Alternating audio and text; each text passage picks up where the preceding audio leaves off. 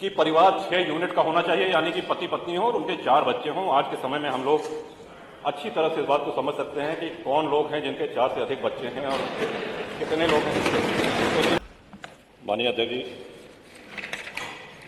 महामहिम श्री राज्यपाल जी के अभिभाषण पर बोलने का अवसर दिया, इसलिए आपको आभार व्यक्त करता हूं। श्रीमान, हम सभी सदस्यों का एक दायित्व है। हम सब लोग गांव से आते हैं, जनता से जुड़े हुए लोग हैं, तो जो सरकारी योजनाओं में अगर कोई कमी, कोई खामी रह गई है तो उसको निष्पक्ष ढंग से यहाँ पर रखने का दायित्व हम सभी लोगों का है। अभी हमारे पहले मनोज पांडे जी कह रहे थे, उनकी बातों को उनसे अपने को संबद्ध करते हुए ये कहूंगा कि एक बहुत बड़ी उपलब्धि पूरे प्रदेश में हुई है कि संगठित अपराध, ऑर्गेनाइज्ड क्राइम का जड़ से सफाया हो गया है। आज पूरे प्रदेश में ऑर्गेनाइज्ड क्राइम नाम की कोई व्यक्तिगत रंजिश में घटनाएं होती हैं, वो एक अलग विषय, लेकिन उन घटनाओं के बाद जिस तरह से पुलिस कार्रवाई करती है उससे बहुत से लोग हतोत्साहित होते हैं। श्रीमान, माननीय मुख्यमंत्री जी ने हम सभी लोगों को यह अधिकार दिया है कि हम अपनी विधायक निधि से असहाय लोगों का उपचार कर सकें।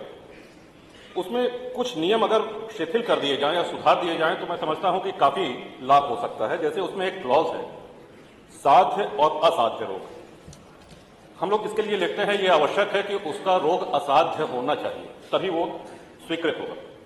उदाहरण के लिए हार्ट, कैंसर, गुर्दा, मूत्र रोग, अस्थि रोग और थैलीसीमिया, ये इसमें वर्गीकरण है। मान लीजिए किसी का बहुत बुरा एक्सीडेंट हो जाए, उसकी हड्डियां टूट जाएं, या अभी हाल में ही ब्रेन ट्यूमर का पेशेंट था, उसको इसलिए नहीं स्वीकृत हो पाई राशि कि ये साहब असाध्य रोग नहीं है। तो जो भी घर वाले हैं वो तो इसी उम्मीद में उपचार कराते हैं कि ये साध्य हो जाए, सध जाए, स्वस्थ हो जाए। तो अनुरोध है कि अगर विधायक निधि से जो हम लोग देते हैं उसमें से ये असाध्य शब्द हटा दिया जाए। सरकारी अस्पताल में पैसा जाता है और बहुत से लोग ऐसे हैं जो अपना इलाज कराने में सक्षम नहीं है, तो मैं समझता हूं कि काफी लोगों को इससे लाभ होगा। इसी के साथ साथ श्रीमान, पिछले वर्ष भी हमने करा था कि आयुष्मान कार्ड के लिए जो पात्रता है उसमें जो 7-8 बिंदु दिए गए हैं, उसमें 9वां बिंदु है कि यदि कोई 60 वर्ष का है, उसका राशन कार्ड 2019 से है, तो उसमें जो सदस्य 60 वर्ष के हों, यानी पति पत्नी दोनों 60 वर्ष के हों। अगले बिंदु में ये लिखते हैं कि जो व्यक्ति 70 वर्ष या उससे अधिक का हो, तो ये भ्रम पैदा करता है श्रीमान। एक और इसमें एक बिंदु है कि परिवार 6 यूनिट का होना चाहिए, यानी कि पति पत्नी हो और उनके 4 बच्चे हों। आज के समय में हम लोग अच्छी तरह से इस बात को समझ सकते हैं कि कौन लोग हैं जिनके 4 से अधिक बच्चे हैं और कितने लोग हैं। तो श्रीमान, ये अगर क्लॉज इसमें से हटा दिया जाए तो मैं समझता हूं कि असली पात्र व्यक्ति को इसका लाभ मिलेगा। महामहिम श्री राज्यपाल जी ने माननीय मुख्यमंत्री जी के लिए, उत्तर प्रदेश सरकार के लिए कहा कि प्रदर्शन और परिणाम में पूरे देश में नंबर 1 है। सरकार प्रदर्शन तो उत्तर प्रदेश में कर रही है, लेकिन परिणाम पूरा देश ही नहीं, पूरा विश्व देख रहा है और सराहना कर रहा है, प्रशंसा कर रहा है। और ऐसा नहीं है, गांव में सरकार की संवेदनशीलता की भी बहुत प्रशंसा हो रही है। एक छोटा सा उदाहरण भी देना चाहूंगा। एक तरफ जहां संगठित अपराधों का सफाया हो चुका है, एक फिल्म बनी घूसखोर पंडित, उसके निर्माता श्री नीरज पांडे थे और अभिनेता मनोज वाजपेयी थे। एक जाति को इस तरह से अपमानित किया गया। ये ऑल ओवर द वर्ल्ड, पूरे विश्व में एक साथ रिलीज हुई, लेकिन संज्ञान उत्तर प्रदेश सरकार ने लिया, संज्ञान माननीय मुख्यमंत्री जी ने लिया और सबसे पहले उसकी FIR हुई और बाद में सुप्रीम कोर्ट ने, माननीय उच्चतम न्यायालय ने इस बात का समर्थन करते हुए उस पर रोक लगा दी। मेरा कहने का आशय यह है श्रीमान कि एक और जहां सरकार दमदारी से काम कर रही है, वहीं संवेदनशीलता का भी पूरा परिचय दे रही है। अपनी बात आगे बढ़ाते हुए श्रीमान, ये सभी माननीय सदस्यों से जुड़ी हुई बातें हैं। National highway authority of India NHAI ने बहुत से एक्सप्रेसवेज का, हाईवे का निर्माण किया। उसके निर्माण में जो छोटी सड़कें थी जहां से उनकी मिट्टी जाती थी वो क्षतिग्रस्त हो गई हैं और वो दायित्व NHAI का है उसको बनाने का। मैं समझता हूं कि NHAI अपने इस दायित्व का निर्वहन नहीं कर रही है।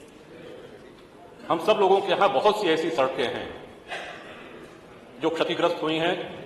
श्री राम वनगमन मार्ग बना, गंगा एक्सप्रेसवे बना, पूर्वांचल एक्सप्रेसवे बना, और भी कई सड़कें बन रही हैं। तो इतने भारी ट्रक मिट्टी लाद के, सामग्री लाद के जब जाते हैं तो छोटी सड़कें, तो एक तो ये अनुरोध है श्रीमान। दूसरा, जल जीवन मिशन के तहत ये बहुत आवश्यक बिंदु है श्रीमान, सड़कें खोद दी गई हैं और उसी उस पर आज माननीय जल शक्ति जी मंत्री जी का जन्मदिन है श्रीमान।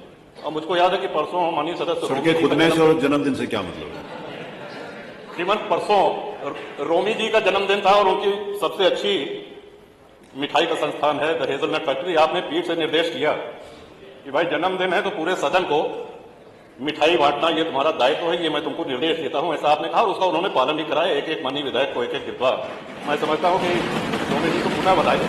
तो आज इनके जन्मदिन पे एक निर्देश ये आप अवश्य दे दें माननीय जल शक्ति मंत्री जी को कि अगला जन्मदिन आने के पहले जो सड़कें क्षतिग्रस्त है, माननीय मंत्री जी इसको गंभीरता से दिखवा लिया जाए। और आधे से अधिक टंकियां अभी चल नहीं चलती, तो जो बन के तैयार है उनको आपको विशेष ध्यान देकर के उनको चलाने के लिए पूरा प्रयास करना पड़ेगा। और क्षतिग्रस्त जो सड़कें हैं, हम सब लोग आपसे बहुत उम्मीद रखते हैं, बहुत आशा रखते हैं। और वो एक शेर है श्रीमान की, कौन सी बात कहाँ कैसे कही जाती है, ये सलीका हो तो हर बात सुनी जाती है। तो आपके सामने इन्हीं शब्दों के साथ इसके पहले कि माननीय अध्यक्ष जी बैठ जाने का आदेश करें, मैं महामहिम राज्यपाल के अभिभाषण का समर्थन करता हूं। जय हिंद, वंदे मातरम। माननीय नेता प्रतिपक्ष